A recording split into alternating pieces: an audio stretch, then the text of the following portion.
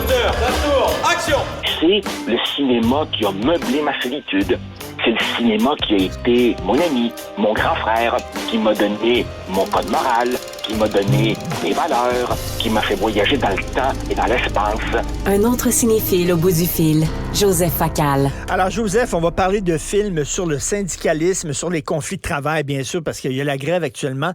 Et on va commencer par un film qui t'a marqué lorsque tu étais très jeune. Tu connaissais des dialogues par cœur. On the Waterfront avec Marlon Brando, Delia Kazan. Est-ce qu'on a un extrait, Jean-François? Non. Vas-y. Alors, c'est un des films les plus célèbres sur, justement, le milieu du syndicalisme. Écoute, je m'étais fait une petite sélection de films célébrissimes et de films moins connus. Alors ça, évidemment, c'est un film sur, oui, la corruption syndicale, un syndicat donc contrôlé par la pègre locale. Et Marlon Brando joue le rôle d'un jeune homme qui est débardeur, membre de ce syndicat qui est contrôlé par la pègre locale, et son frère aîné est le bras droit du chef mafieux. Et ce jeune homme, Marlon Brando, est amer parce qu'il fut jadis un boxeur très prometteur, mais qui accepta de truquer un combat, de perdre, parce qu'évidemment, celui-ci était arrangé par la mafia qui avait parié, et depuis ce temps-là, évidemment, il vivote. Alors, pour faire courte une longue histoire, la pègre tue un travailleur qui s'apprêtait à témoigner. Tous les débardeurs ont peur et se taisent, mais lui, le jeune homme, décide de témoigner, de confronter la pègre et rallie les ouvriers. Et pourquoi j'ai voulu parler de ce film aux 7-8 Oscars? On parle souvent d'Elia Kazan, mais c'est autant, sinon plus, le film de Marlon Brando et du scénariste, évidemment, Bud Schulberg. Ben oui. Et dans ce film, il y a une des scènes les plus célèbres du cinéma, et j'invite ceux qui nous écoutent à retrouver sur YouTube ces 3 minutes de pure magie. Ils sont dans le taxi, le frère cadet Marlon Brando, le frère aîné Rod Steiger, et le frère aîné lui dit « Ferme ta gueule, on a une bonne petite job payante pour toi, fais pas de vagues. » Et le jeune homme dit « Non, c'est fini cette affaire-là. C'est toi qui as ruiné ma vie. J'aurais pu être un vrai champion, mais j'étais jeune, j'étais influençable et je me serais attendu à ce que mon grand frère me protège. » Et là, il y a un dialogue, il y a un monologue que je connais par cœur. Il dit « I could have been a contender. » J'aurais pu être un aspirant pour le titre. Instead of a T'aurais dû me bum. défendre. You should have taken care of me. I could have been somebody instead of a bum, which is what I am.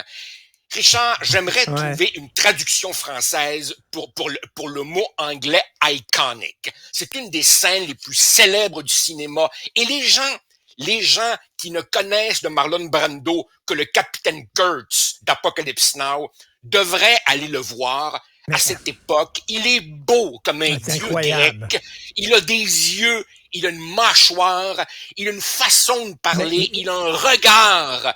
C'est hallucinant. Vulnérable, extrêmement fragile. Il dit, t'étais mon grand frère, t'aurais dû prendre soin de moi, t'as pas pris soin de moi, tu sais, puis avec énormément de tendresse aussi, de mélancolie.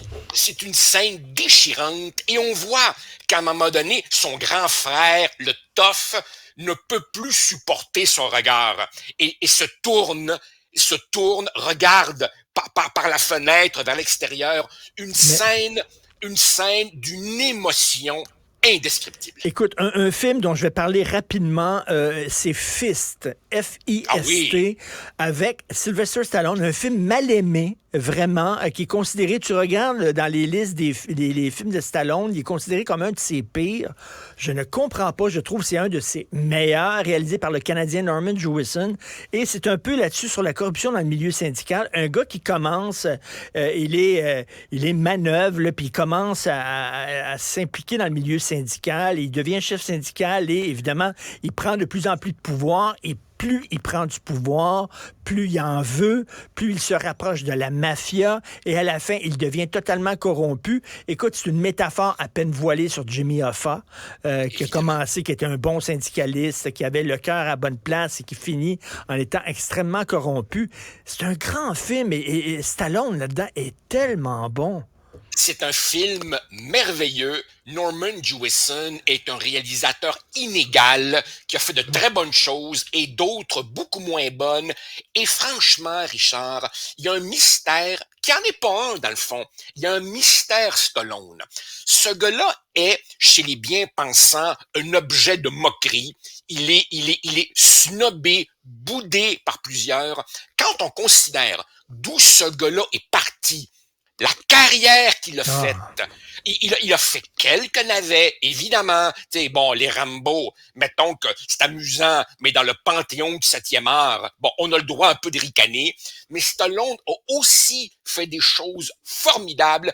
Et si on le juge sur l'ensemble de sa carrière, c'est un de ses beaux rôles et c'est un des personnages que j'admire le plus dans le cinéma américain. Maintenant, partez vous rire en Cannes, là. Partez vous rire en Cannes. Moi, j'admire Sylvester Stallone pour ce qu'il a accompli. Énormément. Écoute, je m'excuse, mais le premier Rocky qu'il a écrit lui-même, alors qu'il était dans une misère incroyable, il faisait des films porno, Stallone, pour gagner sa vie. Et il l'a écrit, je pense, en une semaine. Il a écrit Rocky et c'est, il faut le dire, un des plus grands scénarios jamais écrits aux États-Unis.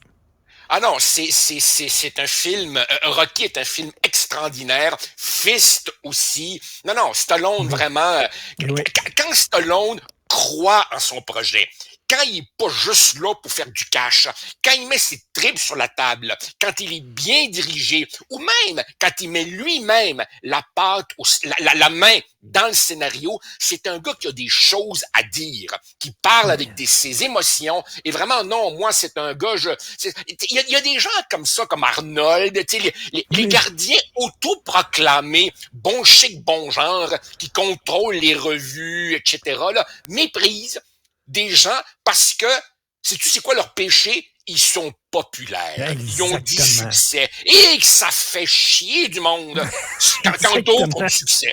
Alors là, assoyez-vous bien comme faut parce que Joseph Facal va vous parler en bien d'un film qui a été co-réalisé par, mon Dieu, les deux figures les plus iconiques de la gauche canadienne. Et tu tripes sur ce film-là, là, un film, tu peux pas avoir plus à gauche que ça. Et Richard, j'avais le goût de t'envoyer cette balle tire-bouchon. Effectivement, je parle ici d'un documentaire qui s'appelle The Take, la prise, la toma en espagnol, 2004, de Naomi Klein et Avi Lewis, qui sont mari et femme et qui sont effectivement le couple emblématique de ce genre de gauche qui effectivement me fait suer. Mais Richard, pour tout te dire, ce documentaire engagé, peux-tu croire que pendant 20 ans, avec les précautions rhétoriques d'usage, je l'ai utilisé à HEC dans mon cours d'introduction à la sociologie, première année bac, parce que je leur proposais un petit modèle théorique, acteur, but, enjeu, stratégie, ressources, contexte, et le film permet de bien illustrer ça au plan pédagogique. De quoi il est question? Écoute, Joseph, tu as 2 minutes pour en parler. Okay. Ça traite de quoi, de Take? Alors c'est simple. On est au début des années 2000. On est en Argentine. Tout va mal parce que le président Menem a mis en place, pour plaire au FMI, des politiques ultralibérales comme celles que s'apprête à mettre en place Empire, le prochain président, une usine ferme. Les travailleurs sont jetés à la rue. Qu'est-ce qu'ils font? Ils décident, en toute illégalité, de rentrer dans l'usine, ils se barricadent, ils repartent la production, ils vendent à la communauté, tout en essayant de faire du lobbying auprès des députés pour se faire voter un projet de loi qui rendra légale leur occupation illégale. Et donc, sans patron, ils s'organisent en coopératives autogérées et apprennent sur le tas à gérer leur propre usine. Et donc, c'est un film qui illustre les capacités autogestionnaire d'une gang de gens qui se prennent en main et qui font leur possible et qui montrent aussi que pour eux, le travail n'est pas qu'un gagne-pain. Le travail leur apporte une dignité, une satisfaction psychologique. Et il y a un moment extraordinaire où le leader des ouvriers, Freddy, dit « Ma fille me dit, papa, tu vas pas travailler aujourd'hui? » Et lui éclate en sanglots et dit « Je sais pas quoi dire à ma fille pour justifier que papa se pogne le beigne à la maison à longueur de journée, à longueur de semaine. » Et ils retrouvent leur dignité en reprenant le contrôle de l'usine. La meilleure façon de tuer un homme et de le payer à ne rien faire, Félix Leclerc. Alors, on peut bien penser ce qu'on veut de Naomi Klein. Là-dessus, c'est un formidable film. 3 films à regarder ce week-end, donc On the Waterfront, Fist de Norman Jewison et The Take. Si tu veux, Joseph, on continue ce thème-là la semaine prochaine parce que je veux parler d'une super production américaine qui vante et fait les louanges de Lénine et de la Révolution d'octobre. C'est Reds de Warren Beatty, qui est un film. Reds. Un grand film, non? Richard, je pense que le conflit qu'on vit en ce moment au Québec et qui était au fond ton prétexte pour nous amener sur ce sujet, je pense qu'on en a encore pour plusieurs jours et peut-être même plus. Et comme t'as raison, sur le monde du travail, il y a tellement de bons films. Ah oui, j'aimerais vraiment ça qu'on revienne là-dessus vendredi prochain. Et Norma Ray, bien sûr, Norma Ray. Merci, Norma Ray. On pourra Salut, parler. Bon week-end. Salut, bye. Salut. Merci beaucoup.